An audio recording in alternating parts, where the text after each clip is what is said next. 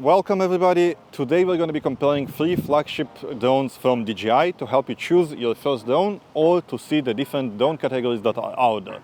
So let's get started.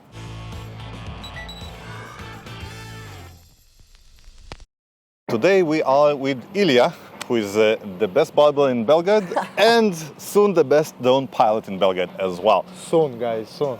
Coming soon. And let's say you just decided to buy your first drone and you have no idea which one. We're going to be testing 3 of DJI's latest flagship drones, and that is the DJI Mini 3 Pro, Mavic 3 and the DJI FPV, to try to help you decide which one you should get first.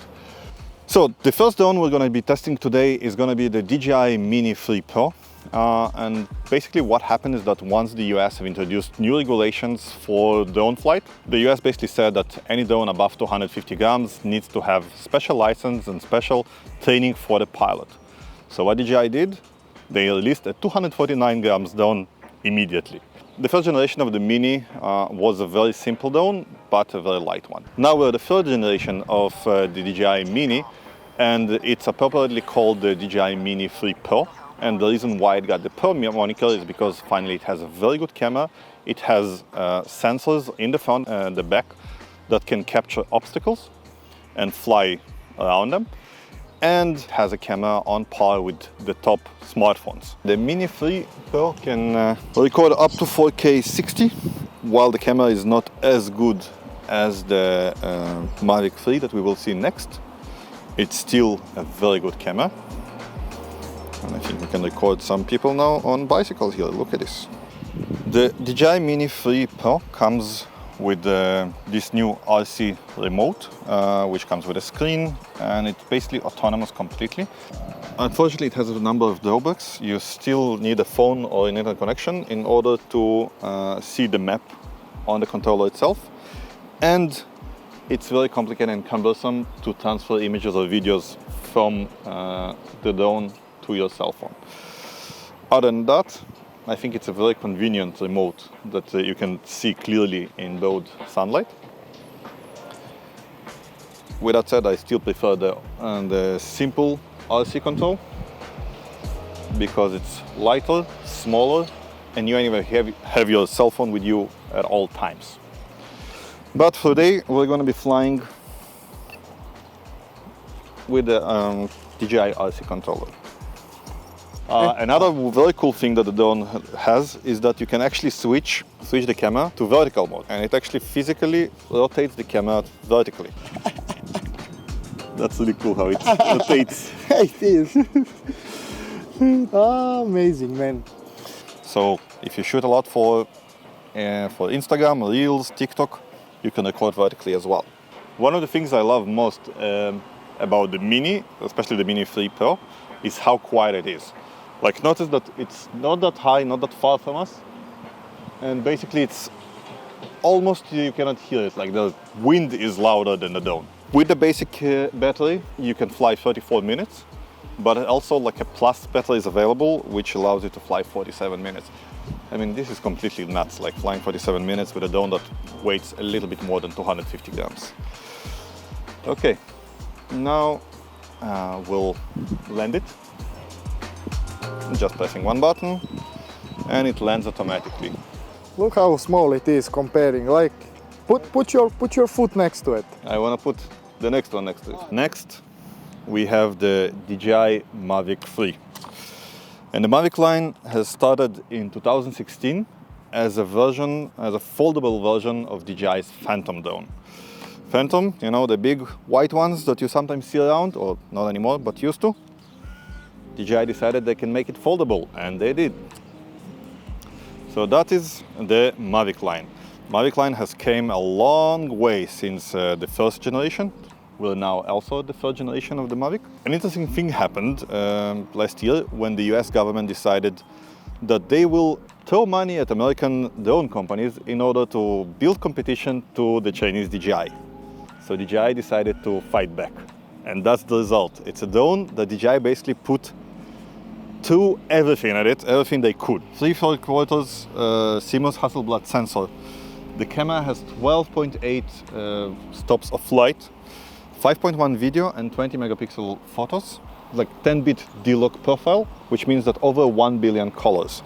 It has two lenses, two cameras basically inside. One is the high-quality Hasselblad camera, and the other one is something they call the Explorer lens, which has 162 millimeter equivalent camera, f4.4, and 28 times zoom in it. So this one basically.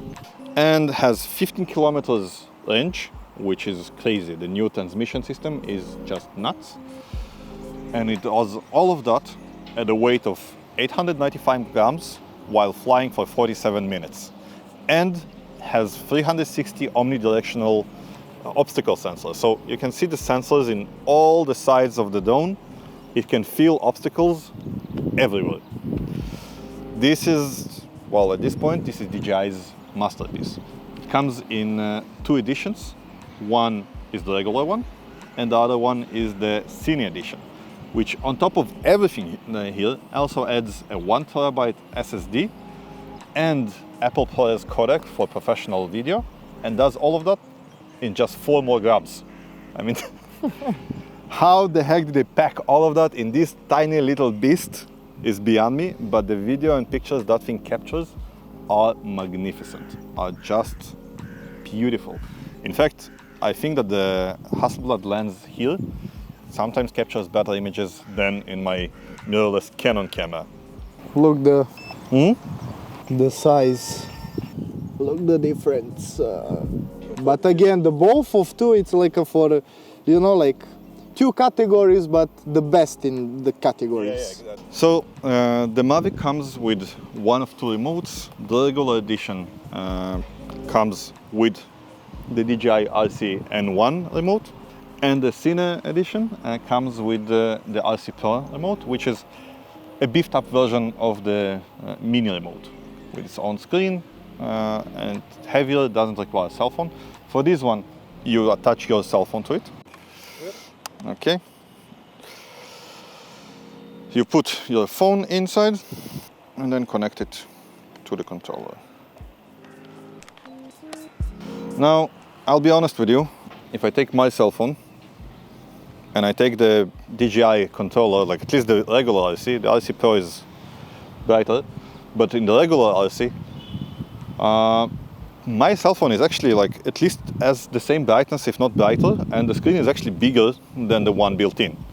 So at this point, I don't see the reason to carry that remote with me when I anyway have my cell phone with me, and that controller is much smaller and lighter. And in fact, what I found out is that I can control the Mini 3 with that controller as well. I wouldn't spend extra money on the RC controller. I would take the regular one, use it with a cell phone. Okay, let's see what this guy can do. Which guy? The beast that is the Mavic 3. The beast, Mavic 3. It is the beast. Look at the quality of the video on that thing. Look at the shots. Now we're looking at the main camera at the Hasselblad, but we can switch to the zoom lens. Ooh. Yeah. You can look all around. So let's see. Let's look here. And that's not all. We can zoom even farther. And we do it while hovering at 120 meters. Isn't technology wonderful? That's really, really fun. DJI also includes a bunch of different specialized modes, such as, for example, the panorama mode. And basically, the drone goes and takes pictures in all directions to make a panorama of the place where it hovers. And it does it completely automatically. And the last drone for today is the DJI FPV. That thing looks like a beast. I also love when you turn it on, it sounds like an angry bee taking off. And that's no coincidence, because it is a beast. That thing can fly 140 kilometers per hour for 20 minutes. It's basically like DJI's most powerful drone. If you want to just shoot video or shoot pictures, that's not the drone for you. Because the camera here is not too high quality. It's only 12 megapixels. It cannot shoot D-Log, so the image cannot be color graded, or rather it shoots D-Cine-alike, so it can be color graded but not as well. The sensor is not very powerful. It has very limited dynamic range, and you have to control the camera while you're flying it, so you cannot direct it elsewhere from where you're flying. The drone also has no automatic modes, no master shots as DJI calls them, so no drone or rocket like we just saw on the Mavic 3. And yet that thing is so much fun to fly that it's worth the setup, the cumbersome charging, and that it's very big and very heavy. By the way, the combo doesn't come with a case and it's not foldable. So a lot of drawbacks, but then again, so fun to fly. The FPV is kind of like the race car of the bunch. And that's the way you approach it. If you wanna fly fast, if you want excitement when you fly, it has limited sensors, flight time, it has crazy speed.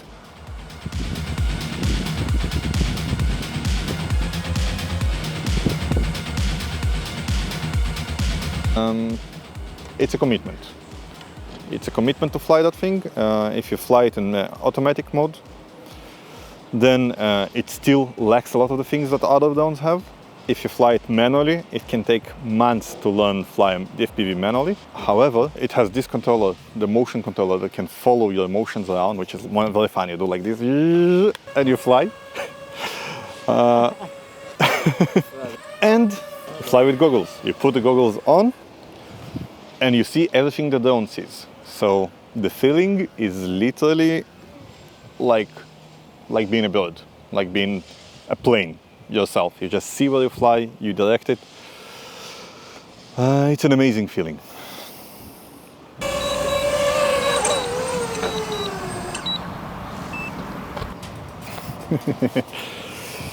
It's always scary flying that thing.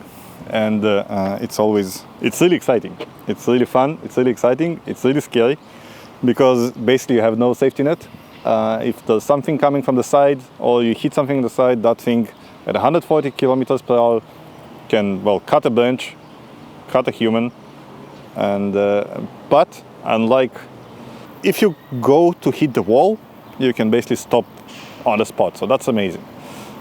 But it's still a very powerful machine with a pretty weak camera. That's what it is.